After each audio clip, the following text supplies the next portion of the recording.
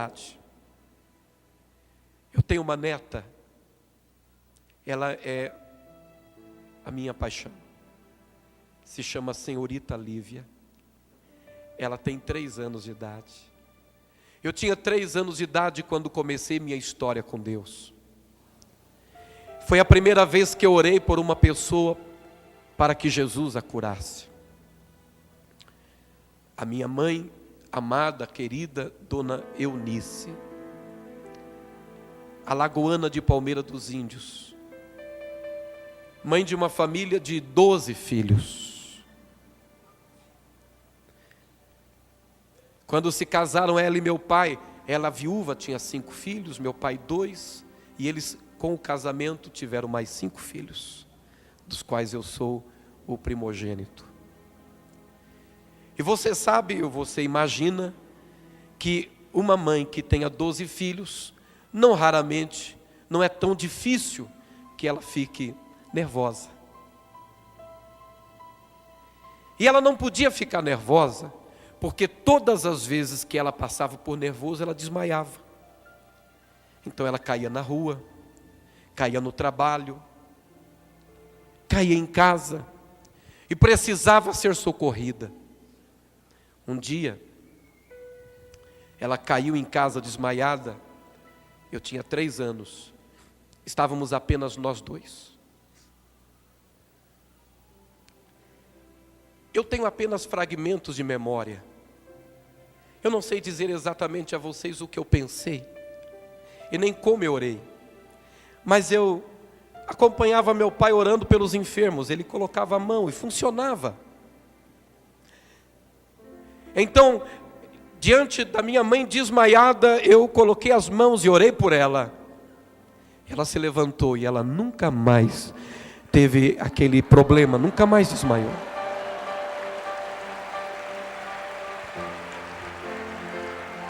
Eu comecei a pregar aos 6 anos de idade.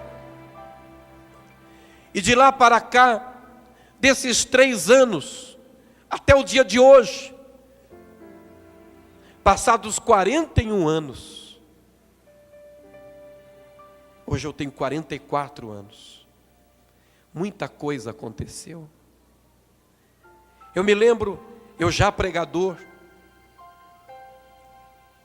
eu estava com 8 anos de idade, eu estava deitado na cama dos meus pais, o quarto fechado, não havia ninguém em casa, quando repentinamente a casa foi invadida por um grupo de pessoas que começaram a orar, e havia uma moça, uma jovem profeta, que era uma missionária, não era da cidade, e Deus tomou a boca daquela profeta e disse: servo do Senhor, você está deitado nesta cama, ninguém sabia.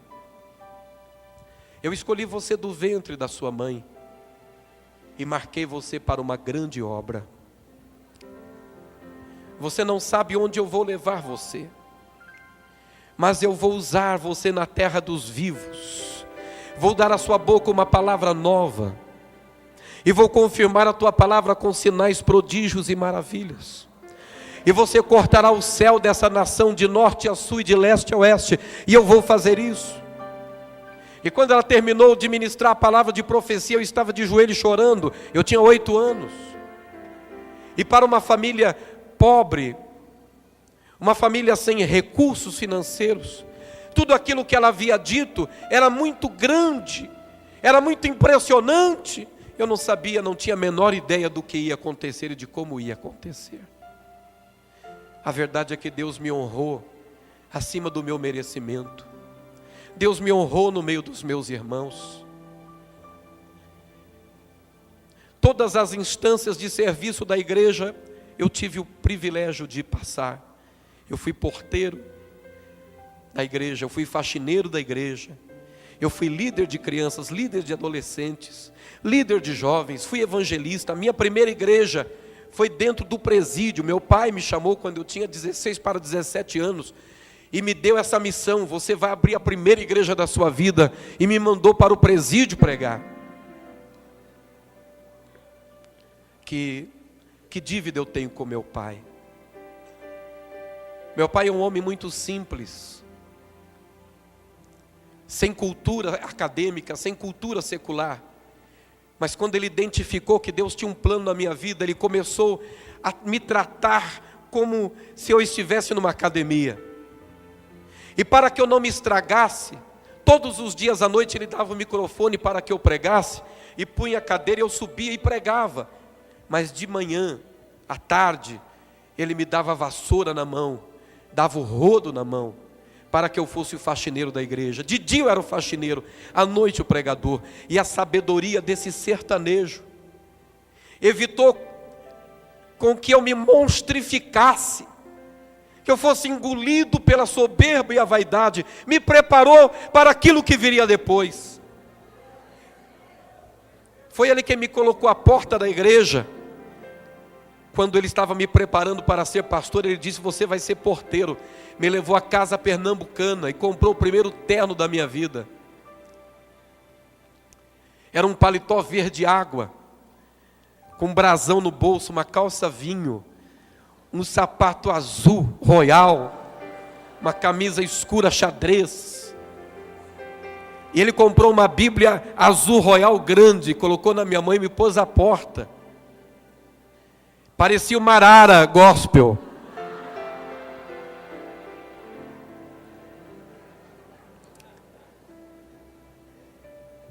Eu não sabia, mas ele estava investindo no homem que eu sou. Eu passei por todas as instâncias de serviço da igreja, fui ordenado pastor aos 20 anos, cheguei à presidência nacional da denominação Brasil para Cristo, e também servi a Deus em várias outras organizações no Brasil e no mundo. Mas eu preciso confessar uma coisa a vocês. Semana passada, Regina, eu não estava bem. Eu estava vivendo um momento difícil de luta. E eu estava num quarto de hotel sozinho. Eu fui orar. Era de madrugada. Eu precisava de alguém para orar por mim. Mas eu não tinha coragem de ligar para ninguém. Eu estava sozinho. Então eu comecei a pensar, qual dos Robertos eu gostaria de chamar para orar por mim. Eu pensei no presidente da igreja no Brasil. Eu pensei no pregador celebrado no Brasil e no exterior. Eu pensei no escritor, eu pensei. E sabe, eu tive vontade de chamar aquele garoto de 3 anos. Eu senti saudade daquele menino de 3 anos. Eu peguei uma cadeira, me ajoelhei, deitei a minha cabeça na cadeira como se fosse o colo de Jesus. Eu busquei na memória os fragmentos da lembrança daquela criança de 3 anos. Parece que eu estava tendo um encontro com uma parte de mim que havia ficado para trás. E como eu desejei voltar no tempo, e como eu desejei, naquele momento, não ser nada além daquela criança de 3 anos. E sabe por quê? Porque aquela criança de 3 anos, ela não tinha o conhecimento que eu tenho, a experiência que eu tenho, a teologia que eu tenho, não passou pelas coisas que eu passei, não possui as coisas que eu possuo. Mas diante de uma situação de dificuldade, ela cria, apenas cria, que se colocasse a mão sobre aquela pessoa doente, ela ia ser curada. Simples assim. Simples assim, sem equações matemáticas, sem explicações. Ela não precisava de muitas explicações, era simples assim, natural assim.